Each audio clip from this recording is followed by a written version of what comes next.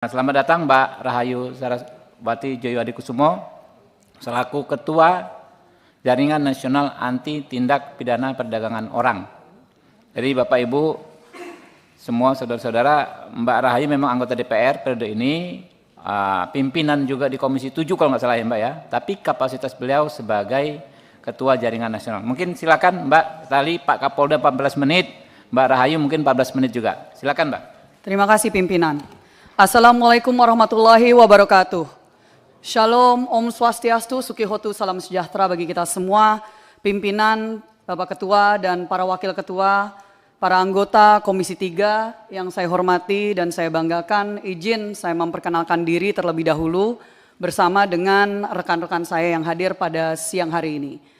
Saya Rahayu Saraswati Joyohadikusumo, anggota DPR RI fraksi Partai Gerindra, dari Dapil Jakarta 3, saat ini juga menjabat sebagai Wakil Ketua Komisi 7 di DPR RI periode 2024-2029. Namun seperti tadi yang disampaikan oleh Bapak Ketua Komisi, saya hadir pada hari ini bukan hanya sebagai anggota DPR RI yang mewakili rakyat Indonesia, tapi juga saya hadir di sini sebagai Ketua Jaringan Nasional Anti Tindak Pidana Perdagangan Orang, yang sudah diinisiatif didirikan pada saat saya masih menjabat sebagai anggota DPR RI periode 2014-2019 di tahun 2018. Sekarang kami sudah memiliki 30 anggota organisasi, NGOs, civil societies, dan juga individu-individu yang fokus untuk melawan perdagangan orang yang menjadi permasalahan besar di Indonesia. Saya tidak akan terlalu panjang lebar karena nanti saya akan serahkan kepada rekan saya yang merupakan Ketua Harian Jaringan Nasional Anti TPPO. Tapi saya mau memberikan sedikit konteks Bapak Ibu kenapa saya hadir di sini. Dan kenapa urusan Saudara Rudy Soik ini menjadi sesuatu yang saya secara pribadi angkat. Karena penting untuk konteks ini. Yang pertama, saya mohon izin juga kepada yang saya hormati tentunya jajaran dari Polda NTT.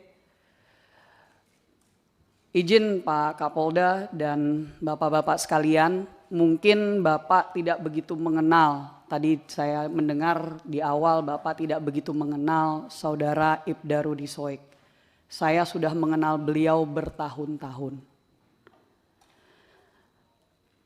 Awal mulanya saya ini sebenarnya sebagai aktivis anti perdagangan orang sebelum saya menjadi anggota DPR. Karena saya mendirikan Yayasan Parinama Asta dari tahun 2012.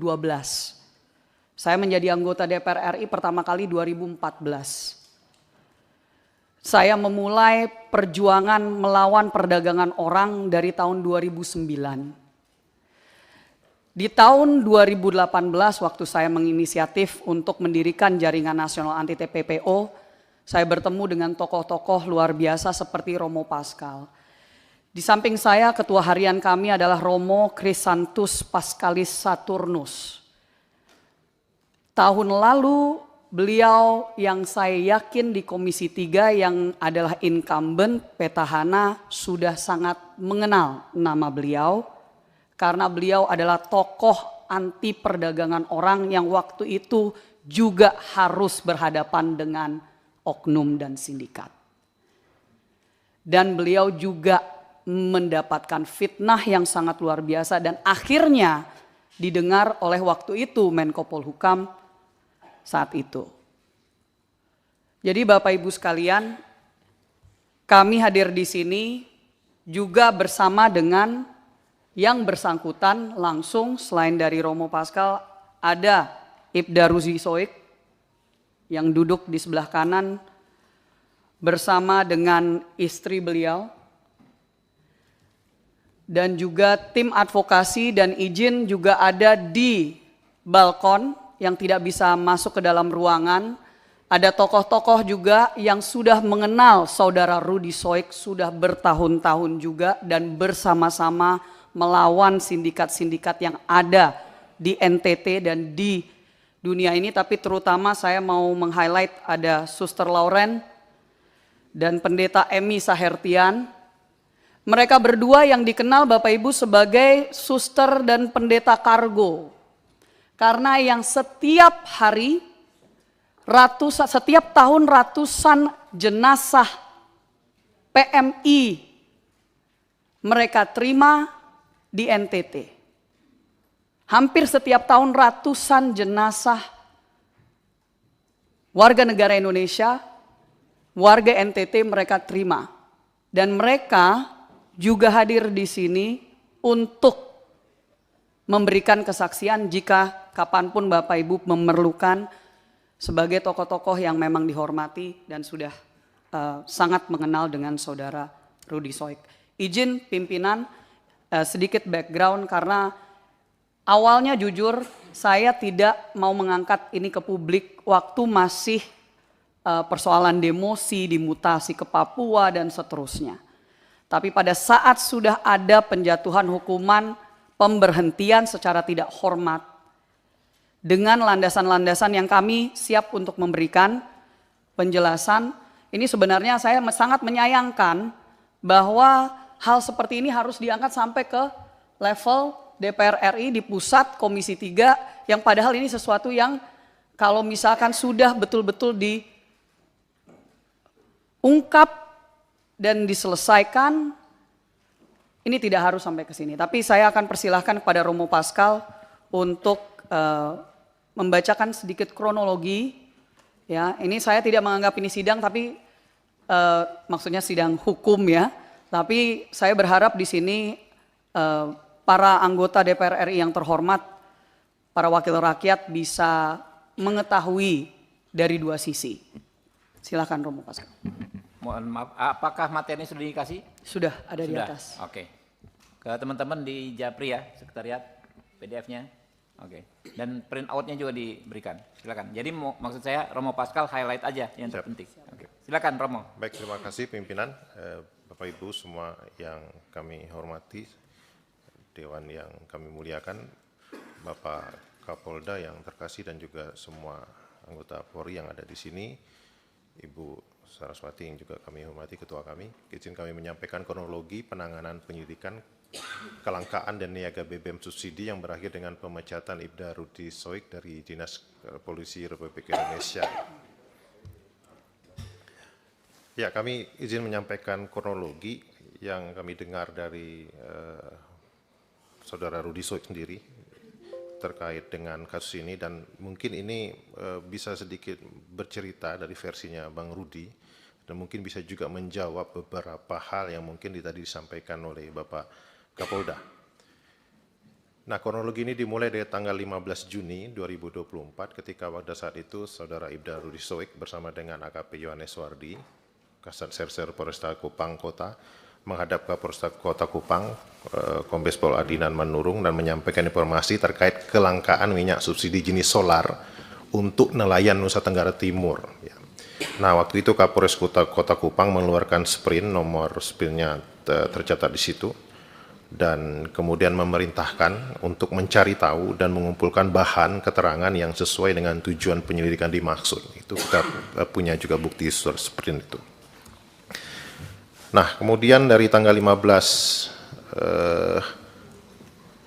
Juni, lalu berlanjut ke tanggal 22 Juni 2024. Waktu itu sekitar pukul 16, saudara Rudy Soik, menurut pengakuan beliau, didatangi di rumahnya oleh oknum aparat bernama Ida Ikram, anggota kriminal khusus Kepolisian Daerah Nusa Tenggara Timur, Krimsus Polda NTT, yang berdinas pada Subdit 4 yang menangani kejahatan BBM, dan beliau menyampaikan dalam percakapan kepada Bang Rudy, saudara Rudy waktu itu, jika abang mengungkap kelangkaan bahan bakar minyak BBM di Kota Kupang, maka akan berdampak kepada Krimsus Polda NTT. Lalu sekira pukul 18 Wita, saudara Rudy Soik bersama dengan AKP Yohanes Wardi menghadap Kapolresta Kombes Pol Adinan Manurung di Bandara Udara El Tari Kupang dan menyampaikan informasi terkait kedatangan anggota tadi, dan oleh Kapolresta menyampaikan kepada saudara Rudy bahwa saudara Rud tindak lanjuti penyelidikan jika Direktur Krimsus menghubungi, itu urusan saya untuk menjelaskan, kamu tegak lurus. Nah, oleh karena itu kemudian pada kurang lebih 52 menit kemudian, Saudara Rudi Soik memberikan perintah kepada jajaran Jatantras Polres Kupang Kota dalam grup WA dengan kata Kapolresta perintahkan untuk ratakan BBM ilegal dalam kota Kupang. Nah, lanjut tanggal 24 Juni 2024, lalu ada sprint tugas diajukan karena ada beberapa personel yang mutasi, tadi Polda juga sempat menyinggung itu. Lalu sekitar jam 21.22 WITA, Saudara Rudi Soik memberikan perintah lewat WA grup Jatantras, ini ada semua screenshotnya semua kita siapkan, yang mana dalam surat menegaskan bahwa nama-nama dalam surat perintah tugas itu untuk esok bergerak dengan Saudara Rudi Soik untuk menyikat semua minyak ilegal dimanapun harus ditangkap, siapapun mafianya ditangkap, kurang lebih seperti itu. Lalu 25 Juni 2024, sekira pukul 9 pagi, 3 anggota Reskrim Polres Kota Kupang, Saudara Ibnu, Ramli, Johannes Busa menghadap dan melaporkan kepada Saudara Ibda Rudi Soik bahwa residivis BBM bernama Ahmad Ansar sudah mulai main minyak dengan modus menggunakan barcode nelayan.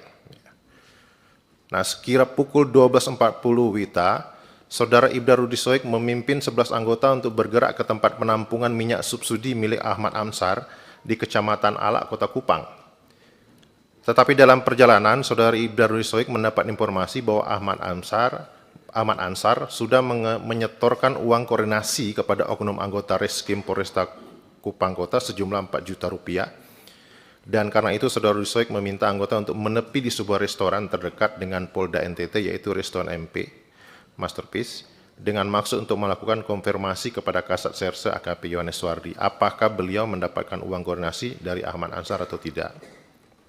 Saat itu Saudara Rudi Soik menghubungi Kasat Reserse dan menanyakan terkait informasi setoran uang 4 juta tersebut, dan Kasat Reserse AKP Yohanes Suwardi menjelaskan kepada Saudara Ibda Rudi Soik tidak ada uang itu, dan mengatakan kepada Saudara Ibda Rudi Soik, nanti tunggu di situ, kita makan siang bersama anggota baru bahas sekalian soal ini. Nah, saat menunggu itu, Aibtu Ibnu Sanda menyampaikan kepada Saudara Ibda Rudi Soik, Komandan tunggu Pak Kasat di sini saja biar saya pimpin anggota ke tempat penampungan minyak milik Ahmad. Dan saat itu Rudi Soik menjawab ya, sudah pimpin anggota saya standby di sini menunggu Kasat. Nanti kembali dari tempat Ahmad baru kita makan di sini. Lanjut, setelah anggota bergerak ke tempatnya Ahmad Ansar, Saudara Ibda Rudi Soik berjalan masuk ke ruangan tunggu restoran Masterpiece, dan karena menunggu cukup lama Kasat datang dan anggota kembali dari lokasi penampungan milik Ahmad Ansar agak lama, maka Saudara Rudi Soik membuka HP dan melihat story di WA yang di situ Saudara Ibda Rudi Soik melihat HP junior beliau aktif yang disebutkan tadi. Lalu beliau coba menghubungi 2 orang junior Polwan yang bertugas di Polda NTT dan menyampaikan kakak ada makan di restoran Masterpiece, kalau mau gabung nanti silakan merapat. Lalu kedua Polwan menjawab, oke kakak kami merapat, tapi kami tidak bisa lama karena mau antar anak les dengan waktu yang bersamaan. Lalu Kasat Reserse mereka masuk sama-sama ke restoran itu dan masuk ke ruangan VIP dan mencicipi makanan yang dihidangkan di meja ruangan VIP. Saya nggak tahu ini benar nggak Rudi karaoke siang-siang hari ini.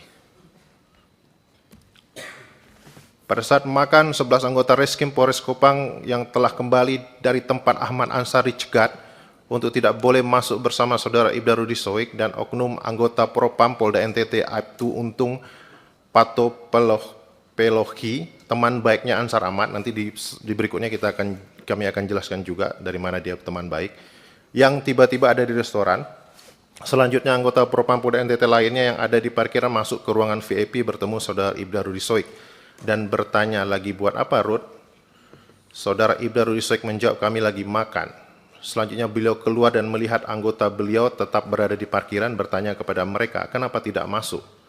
Lalu mereka menjawab bahwa mereka dilarang oleh oknum Paminal atas nama Aibtu Untung Pato Pelohi atas kejadian itu. Lalu Saudara Ibda Rudi Soik melaporkan kepada Kapolresta Kupang, dan Kapolresta Kota Kupang menyampaikan kepada saudara Rudi Soik ada musuh dalam selimut. Ada screenshot WA-nya. Dan kemudian saudara Rudi Soik bertanya kepada saudara Aibtu Untung Patopelohi, kenapa melarang anggota saya masuk dalam ruangan, dan kemudian dijawab beta pas masuk di parkiran anggota semua ada di situ, jadi beta bilang balisu.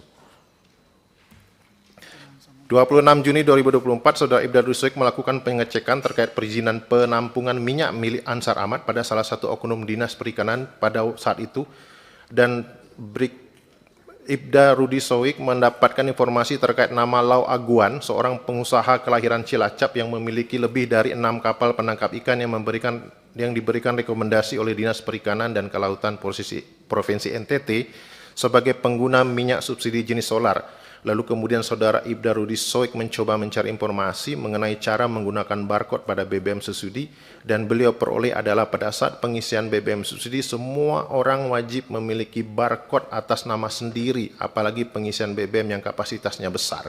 Jadi Ahmad Ansar ini tidak memiliki barcode. Selanjutnya dalam proses penyelidikan, saudara Ibda Rudi Soik juga mendapatkan informasi bahwa ada anggotanya melakukan pengawalan pembelian minyak subsidi oleh saudara Ahmad Ansar. Sejak tanggal 15 Juni 2024, oknum anggota tersebut yang merupakan anggota Polres Kota Kupang yang juga merupakan booster atas nama Muhammad Kalumba telah menerima setoran dari Ahmad 4 juta rupiah yang kemudian terkonfirmasi melalui pengakuan Bribka Muhammad Kalumba kepada saudara Ibda Rudi Soik bahwa yang dia terima adalah uang sebesar 3.800.000 rupiah. 27 Juni, Saudara Ibda Rudi Soik bersama anggota Jasantra Polres Kota Kupang melanjutkan penyelidikan yang mendatangi rumah Ahmad Ansar. Sesampainya di tempat penampungan minyak saudara Ahmad Ansar, saudara Ibda Rudi Soik bertanya kepada saudara Ahmad Ansar, apakah pada tanggal 15 Juni 2024 pernah membeli minyak jenis solar dan benar pernah memberikan uang kepada anggota Bribka Muhammad Kalumda. Jadi ini kronologi 27 Juni ini adalah kronologi di mana saudara Rudi Soik memastikan bahwa Ahmad Ansar ini pertama tidak punya izin untuk menampung minyak, tidak punya juga barcode, dan dia juga punya track record sebagai pemain BBM mafia. Nanti mungkin bisa dibaca di slide biar saya mempercepat waktu. Ya, kami mungkin karena waktu izin pimpinan kami langsung ke kesimpulan paparan. Pertama, kami ngerasa teman-teman jaringan Jarnas dan juga teman-teman di NTT melihat adanya skenario kriminalisasi terhadap Ibda Rudi Soik secara terstruktur, masif, dan sistematis oleh oknum polisi yang mengatasnamakan Polda NTT untuk menghentikan langkahnya dalam mengungkap kejahatan penyeludupan BBM bersubsidi yang diperuntukkan bagi rakyat kecil. Yang kedua, menurut kami adanya perampasan hak ekonomi kerakyatan, hak atas BBM subsidi, yang sangat dapat berdampak pada masalah-masalah sosial lainnya, tindak pidana perdagangan orang yang disebut oleh pimpinan kami tadi, kemiskinan yang meningkat di mana-mana, dan ada indikasi keterlibatan oknum aparat kepolisian di situ. Yang ketiga, kami merasa negara absen dalam menjamin kesejahteraan dan keamanan bagi rakyat dengan adanya pembiaran kasus mafia BBM bersubsidi berulang di NTT. Dan yang keempat, peradilan etik terhadap Ibda Rudi Soik SH dan putusan PTDH yang prematur merupakan skenario kriminalisasi melalui mekanisme peradilan etik yang terkategori tidak adil serta menutup jalannya upaya pemberantasan mafia BBM yang marak di Kota Kupang. Ya, mafia BBM-nya kok nggak dikejar-kejar gitu ya, tapi kok Rudi Soiknya yang dicari-cari. Dari cara dan pelakuan Polda NTT terhadap Ibda Rudi Soik SH telah mengancam human security keluarganya, ya, ini memata-matai lokasi pemukiman dengan menggunakan drone, penjemputan paksa di rumah pribadi yang menimbulkan trauma pada anaknya, pada istrinya yang juga dicegat di tengah jalan, orang tua, mertua intimidasi secara sengaja terhadap istri oleh pejabat Polda NTT dengan cara membututi, menghentikan, dan memeriksa dokumen berkendara secara paksa dengan tanpa menunjukkan dasar aktivitas tersebut. Ada bukti video yang kita sudah lihat juga mungkin. Perlakuan ini merupakan pelanggaran HAM terhadap perempuan dan anak yang terkategorikan sebagai kelompok rentan. Karena itu kami mendesak agar program NTT dibersihkan dari aparat yang terindikasi terlibat atau melindungi serta bekerja sama dengan para penimbun atau mafia BBM bersubsidi, yaitu menonaktifkan beberapa pejabat tinggi di lingkup Polda NTT, Kapolda, Dikrimsus, Kabid Propam, dan Kabid Humas yang dengan gegabah telah mengalihkan upaya pemberantasan mafia BBM ke dramatisasi kasus Rudi Soik. Yang berikut membatalkan putusan Komisi Kode Etik Polda NTT. Dan yang terakhir untuk melanjutkan proses penyelidikan dengan dugaan mafia BBM di Kota Kupang, maka terhadap Ibda Rudi Soik SH dan seluruh tim, semua anggotanya yang 11 orang itu, yang dimutasi akibat dari disangkut pautkan dengan kasus polis lain, dipulihkan nama baiknya dan dikembalikan pada posisi semula. Terakhir pimpinan,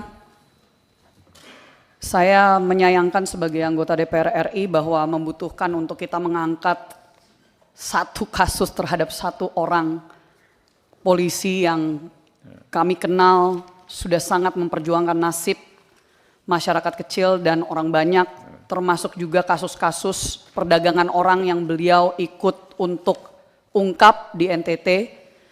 Saya juga ingin meng-highlight bahwa di sini kami kembali lagi, mari kita fokus bahwa utamanya yang harus dikejar adalah mafia. Adalah mafia BBM, adalah mafia TPPO. Sangat disayangkan kalau misalkan ada polisi yang memang lurus, bersih, sampai sedemikian hanya untuk bisa melawan hal-hal tersebut. Saya terakhir juga, pimpinan mungkin ingat, karena kami sudah seringkali membicarakan tentang kasus Wilfrieda Soik, yang Presiden Prabowo Subianto waktu itu ikut menyelamatkan dari Malaysia. Kenapa Rudi Soik ini sangat peduli tentang persoalan seperti perdagangan orang, nama belakangnya sama, mereka masih saudara pimpinan. Jadi itulah kenapa kami akhirnya waktu dulu itu bisa bertemu, dan itu kenapa kami mengenal beliau baik, dan mohon untuk ini bisa dikembalikan ke jalurnya, yaitu mari kita fokus untuk memberantas mafia BBM. Karena justru ini diangkat, saya mendapatkan laporan tadi pagi dari NTT, dari masyarakat di sana, rupanya sejak kasus ini diangkat tiba-tiba BBM-nya jadi lancar. Ya, jadi ini mohon izin laporan langsung dari masyarakat, dan sekali lagi terima kasih atas waktunya pimpinan dan anggota sekalian. Wassalamualaikum warahmatullahi wabarakatuh.